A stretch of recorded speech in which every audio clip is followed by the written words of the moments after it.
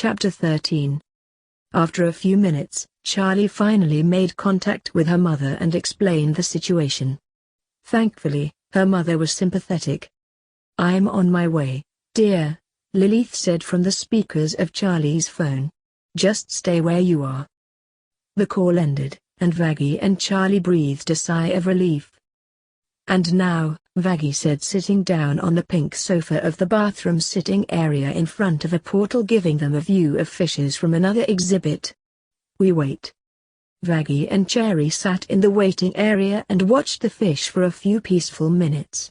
Vaggie and Charlie sighed in contentment as they leaned against each other for support. But just then, the phone rang. Charlie quickly answered the call, put it on speaker, and asked, "Hello?" "Hello, Charlotte," Lucifer answered on the other end. Vaggie's mouth fell open in fear.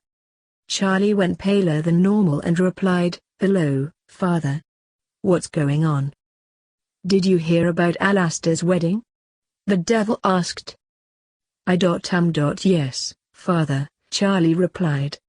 "That radio demon wants to cut a deal with me because of it," Lucifer said. "Do you know what he wants?" "No, Father," Charlie replied nervously. "What does he want?" "In exchange for no longer funding your hotel, he wants me to prevent you from stopping the union," Lucifer replied. Vaggie's face fell in stunned silence. "What?" Charlie yelled. "Why?" "He'll only drop funding if you keep trying to interfere," Lucifer began before Charlie interrupted.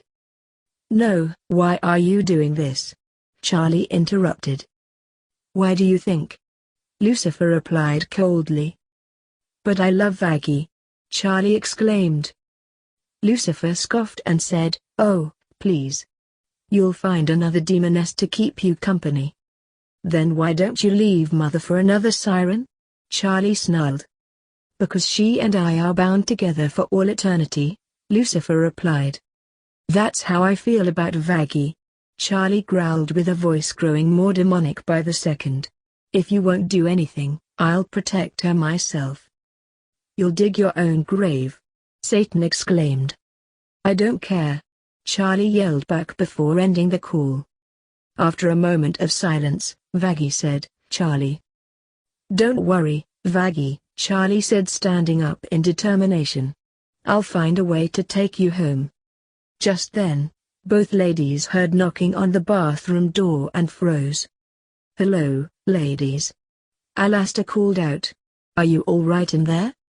"We're fine," Vaggie yelled back. "Darling, you have been in there for a while," Alastor pleaded. "I said I'm fine," Vaggie retorted. "Granddaughter, you must come when your husband summons you," Titok reprimanded. "He's not my fucking husband," Vaggie screeched. "All right, Vaggie, I'm gonna do something risky," Charlie said, looking at Vaggie with steady, determined eyes. "Do you trust me?" "More than anyone else," Vaggie replied. Charlie shifted completely into her demonic form. Vaggie stepped back fearfully for a moment before she approached her dearest friend. "Let's go," Charlie said with a distorted voice. Charlie picked up Vaggie bridal style and dashed towards the door quicker than lightning. She crashed through it to see Alastor and Titok standing there with her father, but she didn't stop. Charlie dashed past him and the two other confused demons and kept running. Vaggie looked over Charlie's shoulder and saw to her surprise that the trio were getting smaller. They didn't even try to follow them. The moth demon looked back around as they dashed past confused demons and aquarium fish. Eventually, the two escaped the aquarium and out into the city.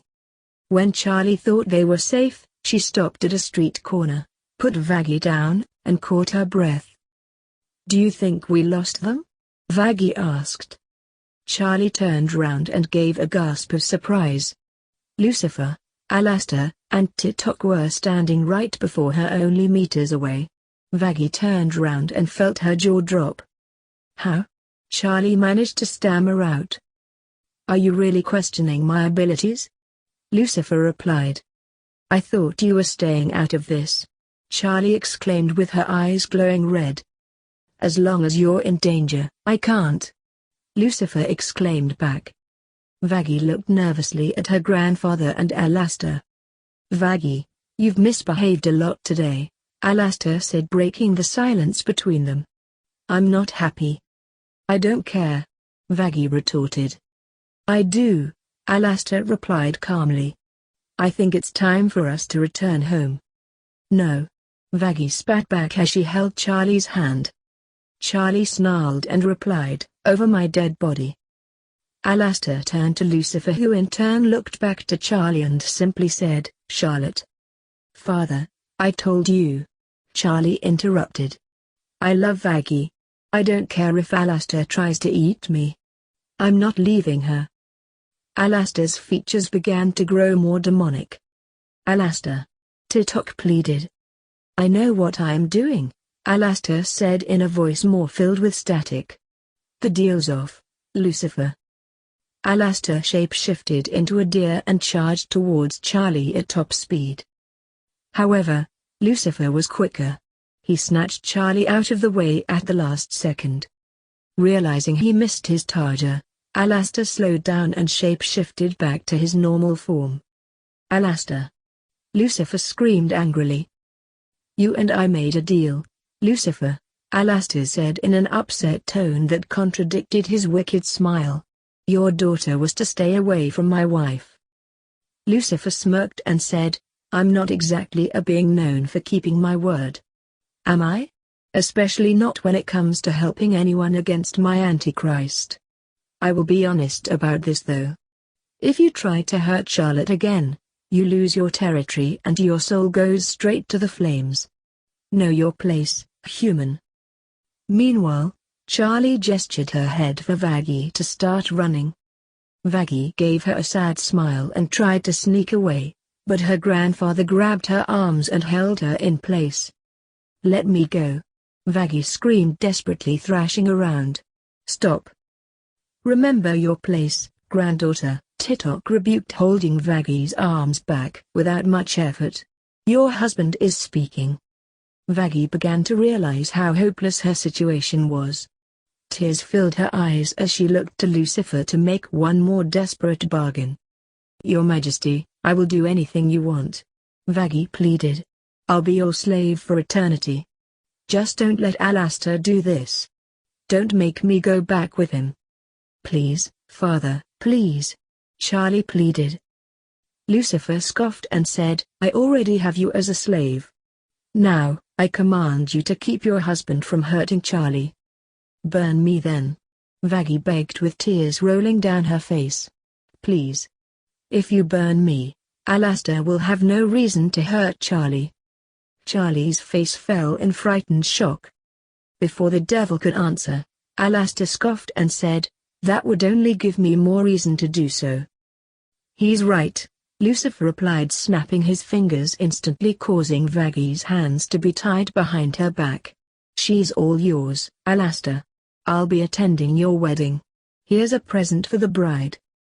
Lucifer snapped his fingers, changing Vaggie's traditional El Salvadoran dress to turn into a vintage short light blue lingerie slip.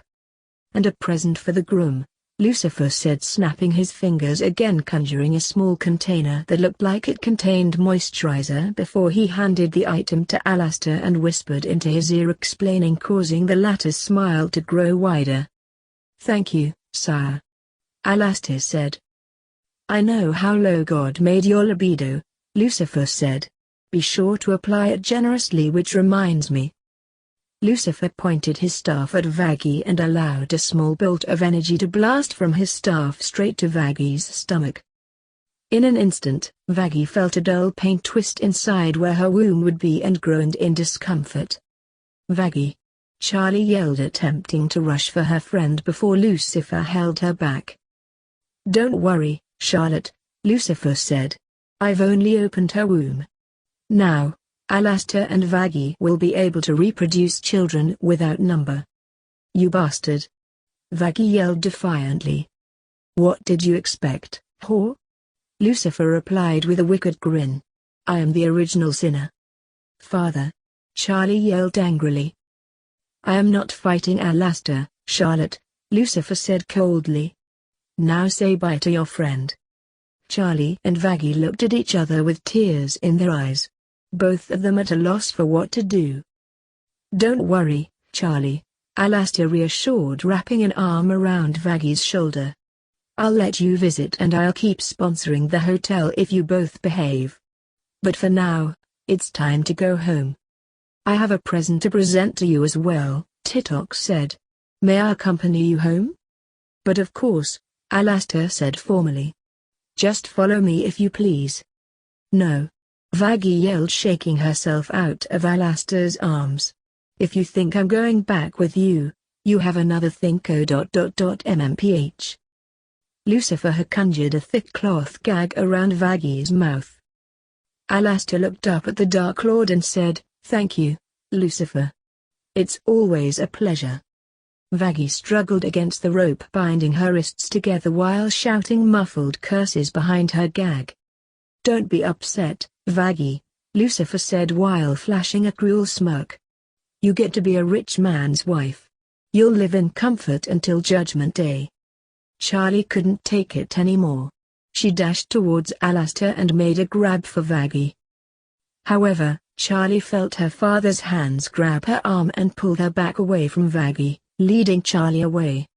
Charlie tried everything to wrench herself from her father's grip, but nothing worked. I won't give up, Vaggie. Charlie yelled as Lucifer dragged her away. On you, or angel. I promise. Pray for me. I'll find a way.